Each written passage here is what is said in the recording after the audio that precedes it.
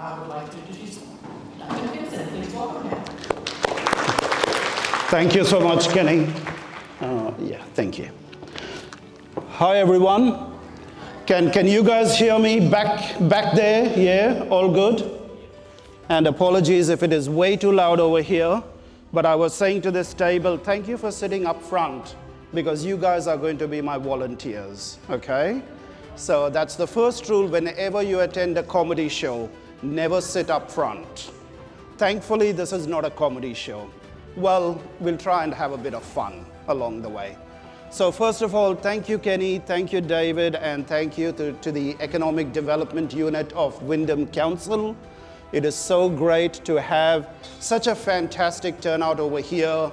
And as a local Wyndham resident for over 30 years, it's great to give back to the community that has given me so much. So I truly appreciate all of you being here today. Now today's topic, as you could see everywhere. All right, so starting a new business. How many in this room are here where you're planning to start a new business? And how many have already started up and are looking at scaling up? So you are the voice of experience that I'm going to tap into over the next hour, because you probably have more to share with the startups than I do. So before we get started, on your desk or at your tables, you had a small worksheet over there. And there were two very simple questions. Number one, what is the one takeaway you're hoping to get at this workshop? If you haven't done so, I would like you to take a minute to answer that question. Because if we cannot take away at least one thing from this workshop, our investment in making the effort and coming here would have been wasted, okay? And believe me, we will check the answer sheets on the way out. Secondly, what is your why? Why do you want to start a business? What do you want your business to be known for? And how will it happen? Now I'm looking for volunteers, otherwise I will be forced to pick on someone. So first of all, can you share with us, whoever is ready, what is your why? Why do you want to start a business? Who do we have? Any volunteers? Everyone can hear me, I think that's good. My name is Stephen Sullivan, and I am a spiritual life guide. And I've been on the journey for 40 years, and that is healing myself and to clear out the blockages in my and emotions in my body.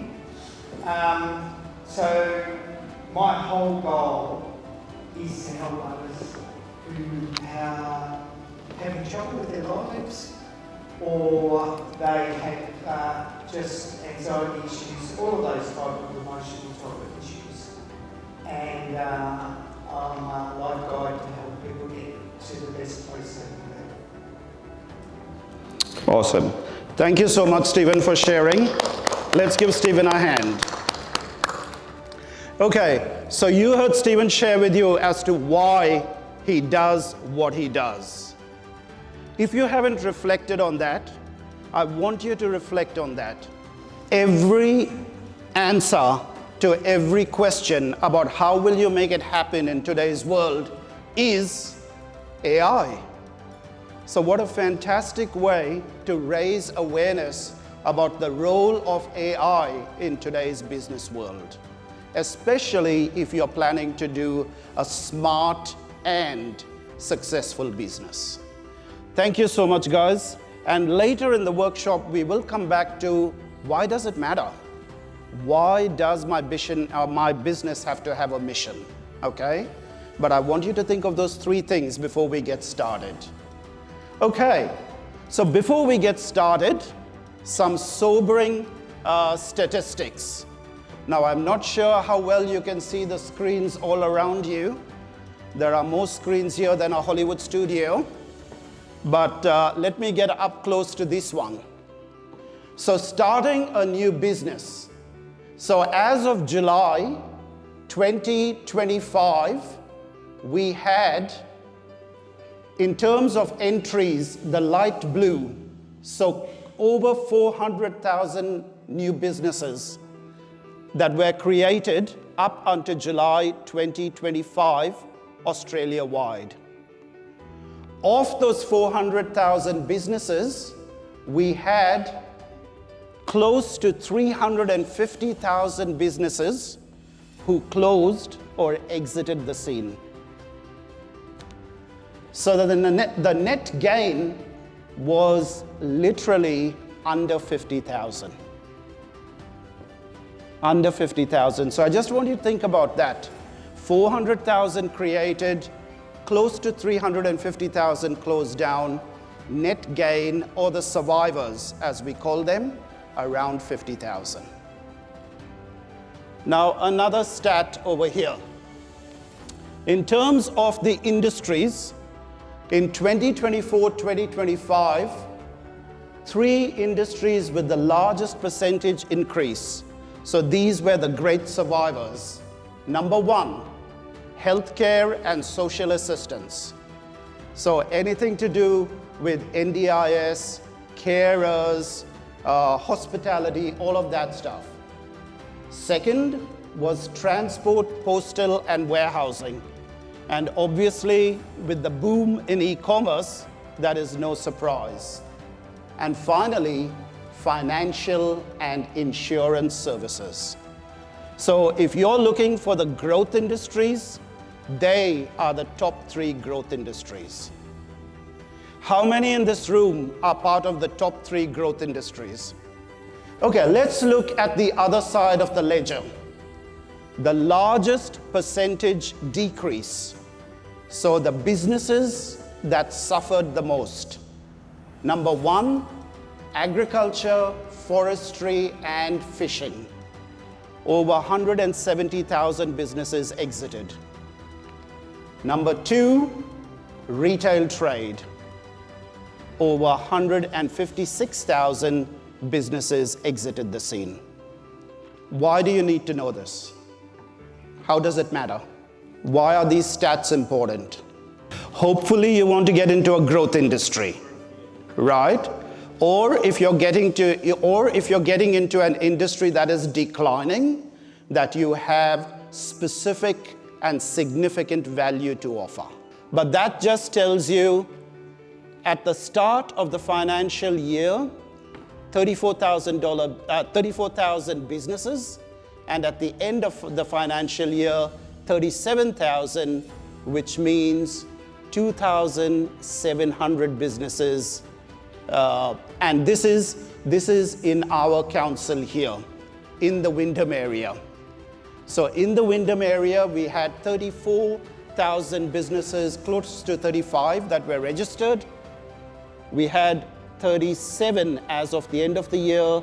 The net change was around 3,000 businesses, and the number 1 industry in our LGA or in our location is, transport, warehousing, right? And you've only got to drive down the back blocks of Truganina, Derrimut, Tarneet, and you see the growth of the warehouse industry. So in our location, the growth industry is definitely logistics. Okay, today we will be covering all of this in a very accelerated manner. All right? Now, some of these topics we will linger on, and other topics we will speed through it. But essentially, we are going to talk about what are the key success markers for business? How do you build your business? How do you get started? Why and how is a business action plan important? Where to go for additional information, resources, or help? Now, I gave you that sobering statistic at the start of the workshop, just to let you know that workshops such as this is critical before we start up. Because if we do not do some of the things that you see on the screen, the chances are you will be one of the statistics on the wrong side of the ledger. So let's have a look at what are the top reasons why new businesses fail. Number one, lack of research. Market research. Is there a demand for my product? Am I entering an already crowded marketplace? What am I going to do differently? What will I bring to the market that already does not exist? That is the research we need to do. The second point, not having a business plan. Not having a business plan. Why is that important? And we've all heard the famous saying, right? What is the famous saying? Fail to plan, plan to fail. If I have a plan, I know what my destination is and I will get there. I will get there sooner or probably more successfully. Okay, number three, financial mismanagement and cash flow issues, a huge issue in business, and we will talk about cash flow. Poor marketing. What is marketing? I think I've given you guys enough time to warm up, right? So I've got to pick on you now. Okay, advertising. What else? Awareness, yeah, creating awareness, yeah. So Steve has touched on a great point, right? And when you look at the back of the room, what do we have at the back of the room? Yes, and what do the associations do? Well, it's exactly what Steve mentioned, right? When you talk about building a network and building a support group, that is the value of belonging to a network or an association. And for many of us who've been in business for a long time, we have been part of some business networking group because they say business owners work, successful business owners network. So if you do not belong to a network, I would strongly urge you to sign up with one of these associations or one of these networking groups, because I can tell you, people like me and all my wonderful colleagues at the back over there are great beneficiaries of networking and the business associations. But marketing is, yes, advertising. So they say opening a business is like having a birthday party, right? You get the food ready, the music is blaring, you've decorated, you've put up fantastic lights all over the place, and then you sit back and wait for the guests to arrive.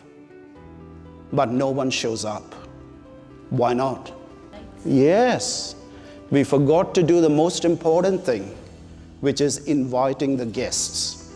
And a lot of times in business, as business owners, we become so introspective that we think about everything we have to do without thinking about the single most important thing, and that is our customer.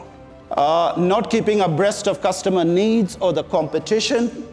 Now the competition. So they say successful business owners know their competition even better than they know their own business. Successful business owners know the competition even better than they know their own business. So can I have a volunteer from this table? Why is it important for us to know our competition? Okay, such a key word in business. What is the key word? Difference. Difference, right? Every business has to have a difference. If you are no different to your competition, what becomes the point of difference? But let's assume you are exactly what your competition does. Same services, same product, same attitude. What becomes the difference? Price. And why isn't that a good thing? Yes, it's a race to the bottom, right? And as you all know, as business owners, we survive on profit. We don't survive on turnover. I can have fantastic turnover, but if I'm not making a profit, it means nothing, right? And a race to the bottom will take you there. So always think about, if I'm planning to start a coffee shop or a restaurant or a healthcare business, What am I going to do different to my competition?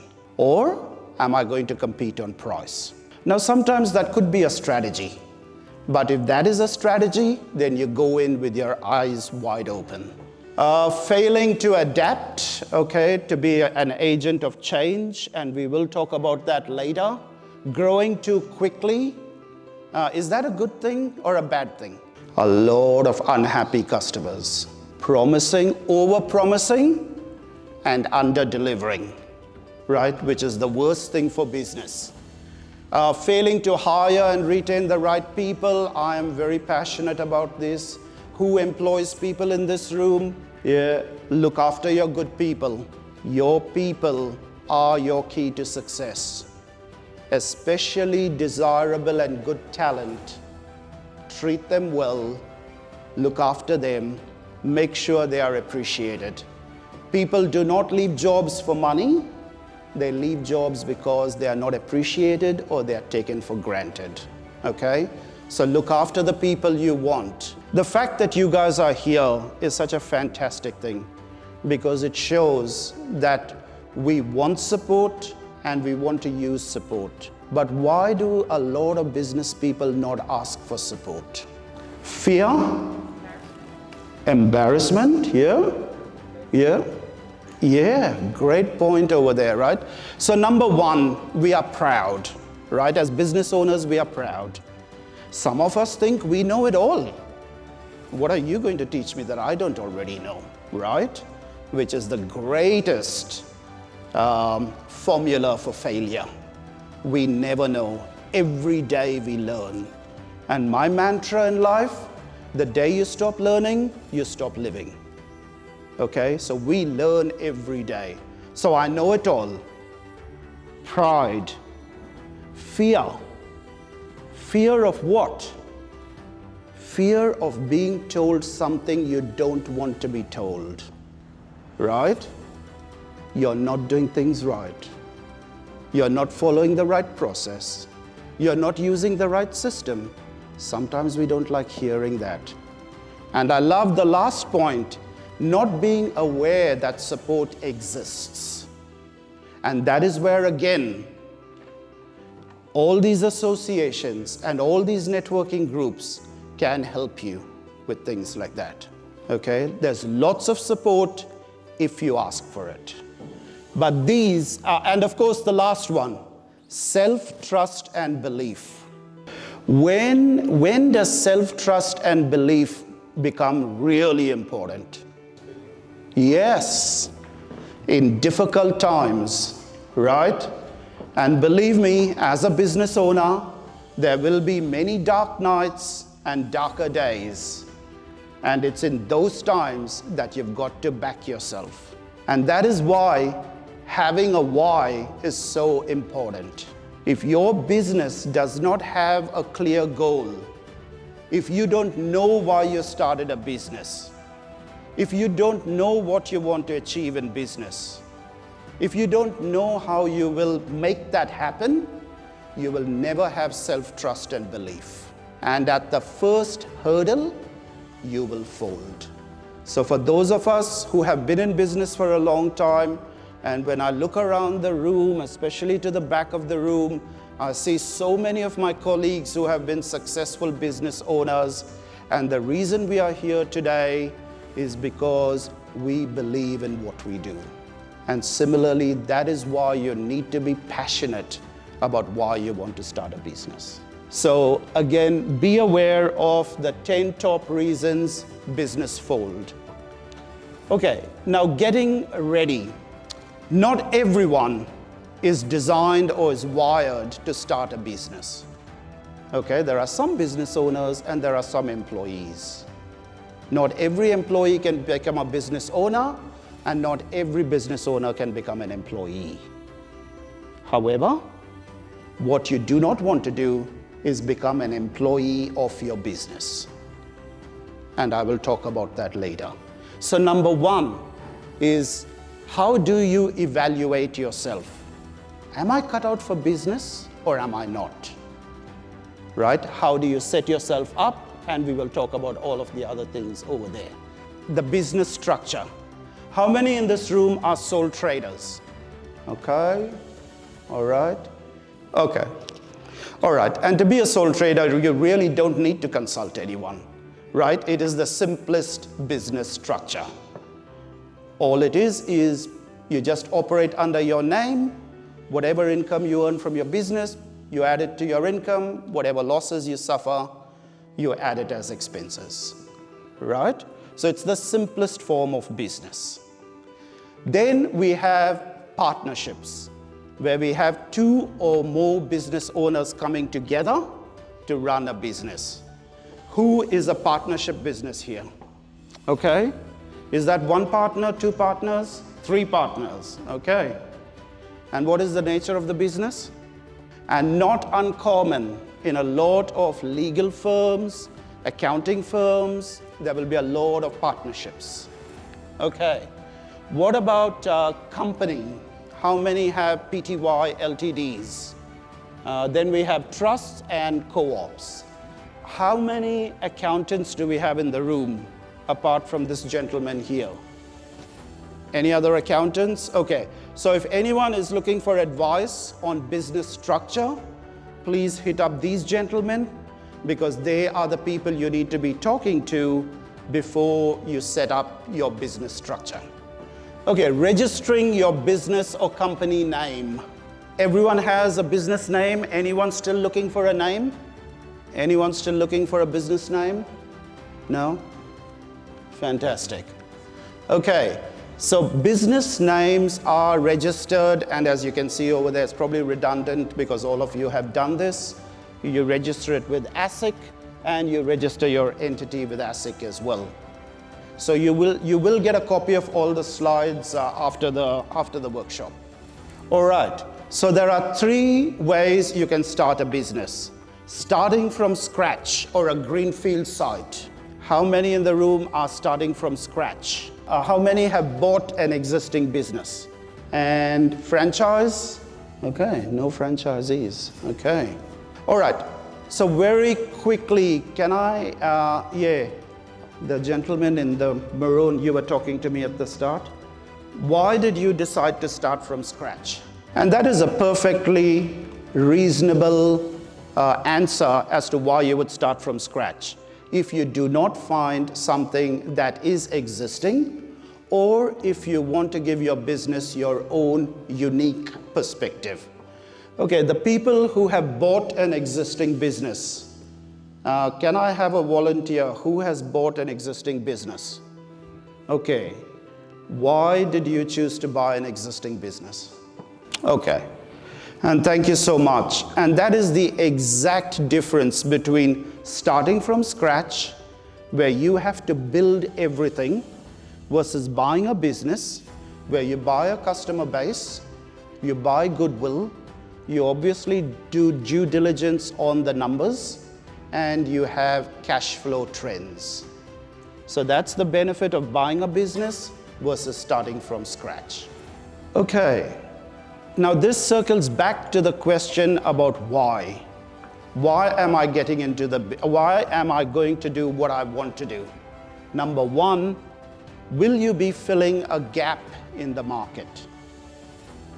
So either among the startups or the scale-ups, has anyone launched a business where you found a need that only your business could fill? You know, and for those of you at the back of the room, so that is one example of demand, more demand, less supply.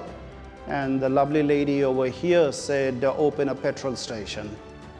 Right, but I'm not sure if we'd find the oil. Okay, and then of course we spoke about how are you going to differentiate yourself.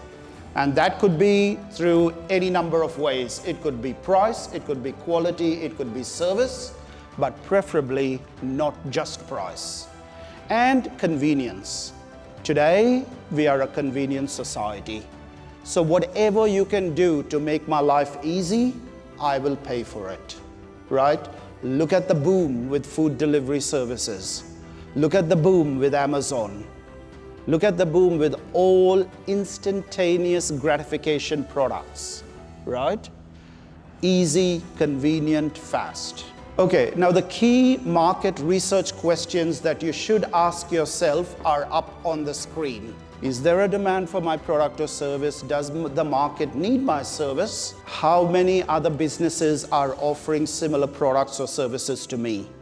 Know your competition. And then we have more questions about market research, and we will share all of these slides with you. Now, taxation. I'm not the man to speak about taxation. You have two accountants in the room. So any questions about taxation, please refer them to the accountant. And as of all of you would know, the basic thing that you need to operate a business in Australia is ABN, and you can be registered for GST if your turnover is over 75,000 per annum. And then we have slides about ABN, so I'm not going to go through all of that for purposes of time. GST, PAYG, okay, tax invoice. This is all very basic stuff. And again, I'm just skipping through these slides because you will have these slides shared with you. And of course, if you're registered for GST, then lodging your BAS. Anyone in the room whose business needs a license or a permit? No? What about the agriculture business? Do you need any licenses? So if you're not sure, what would you do? Research, okay. Over there we do have what we call a license finder, or speak with your local council. The Wyndham city has what they call small business permits, so you can email them as well.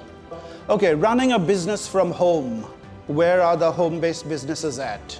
So do take note, and you will be able to refer to this. If you have employees or customers visiting your site, I think I spoke to someone who was planning to open a home-based hairdressing business.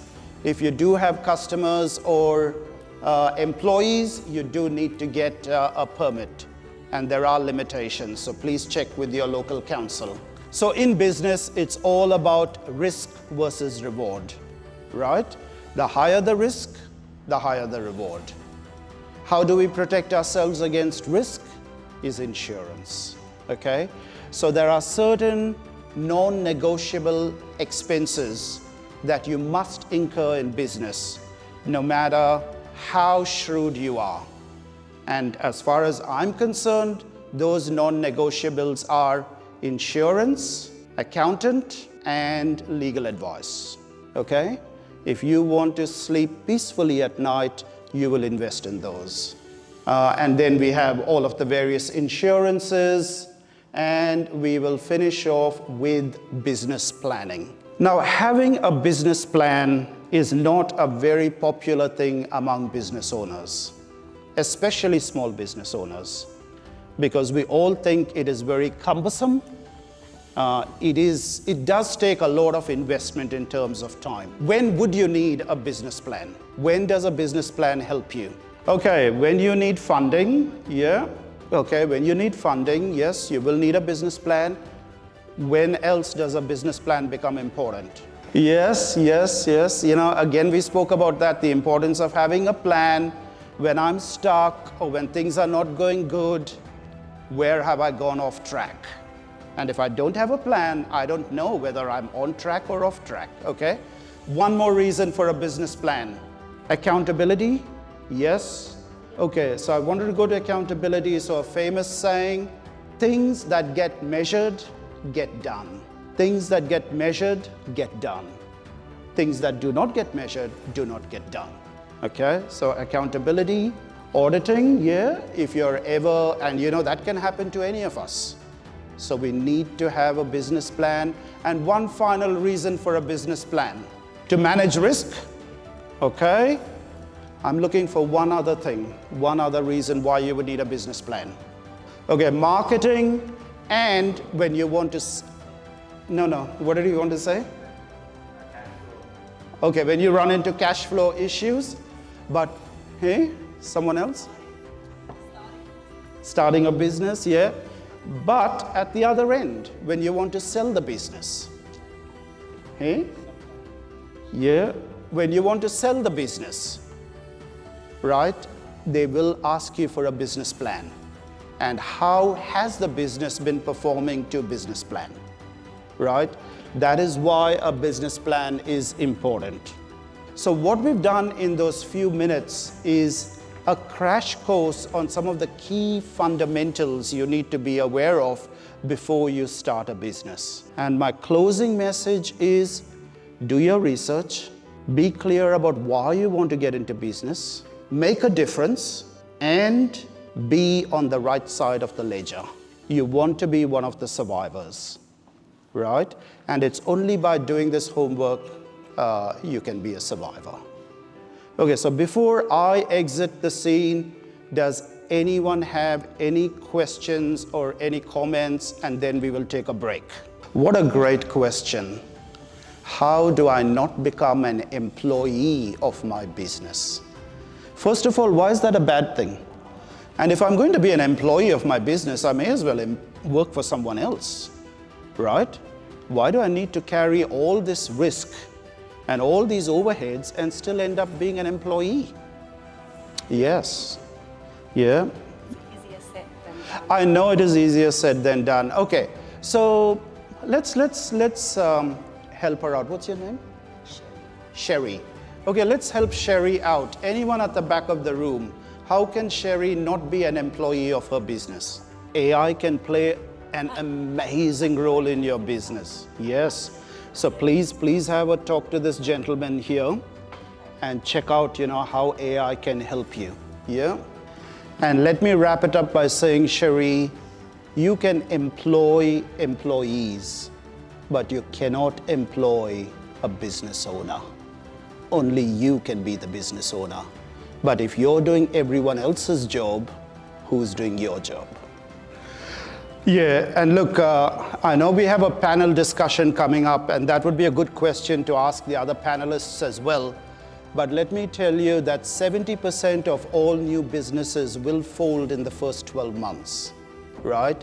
If you survive the first 12 months, you will go on to survive the next 24 months. If you survive those 24 months, you will go on to survive for 5 years, right? But the first 12 months are the absolute do or die. That is why you need to have self-belief and trust. That is why you need to have a clear reason about why am I doing this, right? Thank you so much, guys. You guys have been fantastic.